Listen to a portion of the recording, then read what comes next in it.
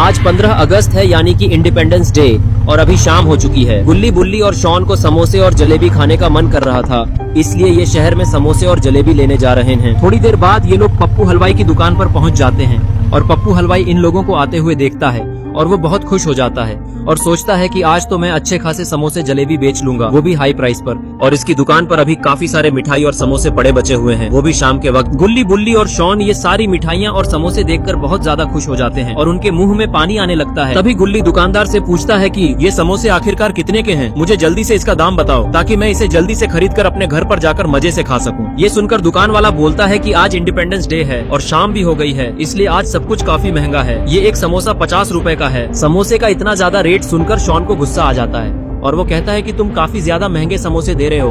हमारे घर के सामने वाला कल्लू हलवाई तो समोसे 10 रुपए के देता है, वो तो उसके समोसे आज जल्दी खत्म हो गए, इसलिए हम यहाँ आ गए। अगर उसके समोसे बचे होते तो हम वहीं से लेते और अब हम यहाँ आ गए हैं, लेकिन तुम समोसे का सही रेट नहीं लगा रहे हो। चुपचाप सही दाम बताओ वरना अच्छा नहीं होगा। ये लोग बहस कर ही रहे होते हैं कि तभी वहाँ पर एक आदमी दूर से भागता हुआ गुल्ली बुल्ली और शॉन की तरफ आता है और वो आते हुए कुछ चिल्ला रहा होता है कि शहर में बॉम्ब लगा है और वो किसी भी समय फट सकता है।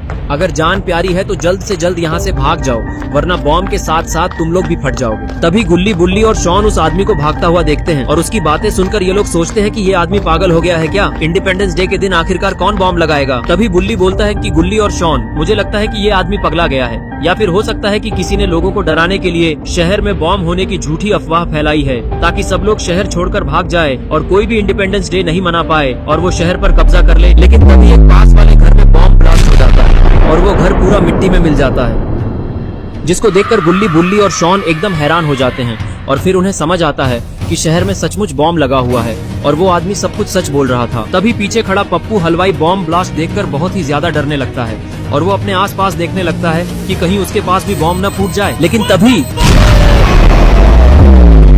उसकी दुकान में भी बॉम्ब फूट जाता है, जिससे गुल्ली बुल्ली और शॉन दूर जाके गिरते हैं और बेहोश हो जाते हैं और पप्पू हलवाई की मौत हो जाती है। तभी वहाँ पर कुछ मास्क लगाए लोग हाथ में गन लिए हुए अपनी गाड़ी से गुल्ली बुल्ली और शॉन की तरफ बढ़ रहे होते हैं। गुल्ली बुल्ली और शॉन के पास आते ही ये लोग अपनी गाड़ी रोक देते हैं और गुल्ली बुल्ली और शॉन को देखने लगते हैं, शायद ये लोग आतंकवादी हैं। इसके बाद ये सारे आतंकवादी गुल्ली बुल्ली और शॉन को अपनी गाड़ी में लाद कर कहीं पर ले जाने लगते हैं। लेकिन आखिर ये लोग इन्हें कहाँ ले जा रहे हैं? अरे ये क्या, ये टेररिस्ट लोग तो गुल्ली बुल्ली और शॉन को अपने अड्डे पर ले आए हैं और यहाँ पर तो इनके और भी आतंकवादी साथी है। तभी उनमें से एक आदमी घर के अंदर जाने लगता है, लेकिन आखिर ये घर के अंदर क्यों जा रहा है? शायद ये अपने बॉस से मिलने जा रहा है, लेकिन इनका बॉस कौन हो सकता है? अरे ये क्या, ये तो ग्रैंडपा हैं, तो ये हैं इन आतंकवादियों के बॉस। तभी वो आतंकवादी बोलता है कि बॉस, आपके कहे अनुसार हमने शहर में जगह जगह बॉम्ब फोड़ना शुरू कर दिया है, जल्द ही ये शहर हमारे कब्जे में होगा और आपने जिन 3 लोगों को लाने के लिए बोला था हमने उन्हें भी पकड़ लिया है और अब आप उनसे अपना हिसाब बराबर कर सकते हैं। ये सुनकर ग्रैंडपा बहुत खुश हो जाते हैं और वो खुशी से जोर जोर से तालियां बजाने लगते हैं और फिर वो बोलते हैं कि इस काम का तो मैं तुम्हें इनाम दूंगा, उन तीनों को लाने का। लेकिन मेरा मेन टारगेट वो तीनों नहीं है, मेरा मेन टारगेट है उन तीनों का बाबा।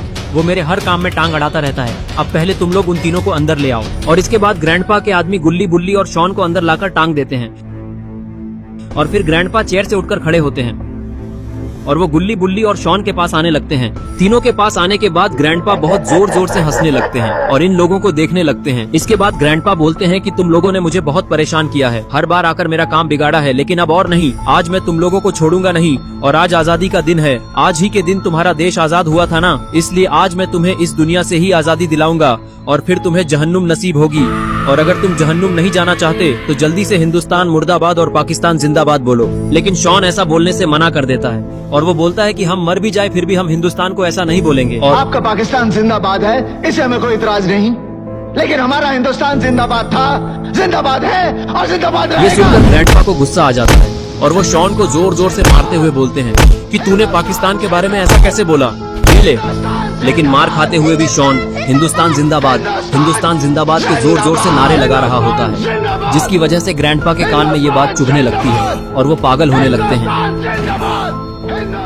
और फिर वो अपने आदमियों से बोलते हैं कि इस काफिर को जहन्नुम नसीब कराओ, मार डालो इसे। ये सुनकर ग्रैंडपा के आतंकवादी शॉन के ऊपर बंदूक तान देते हैं और अब शॉन को कोई नहीं बचा सकता।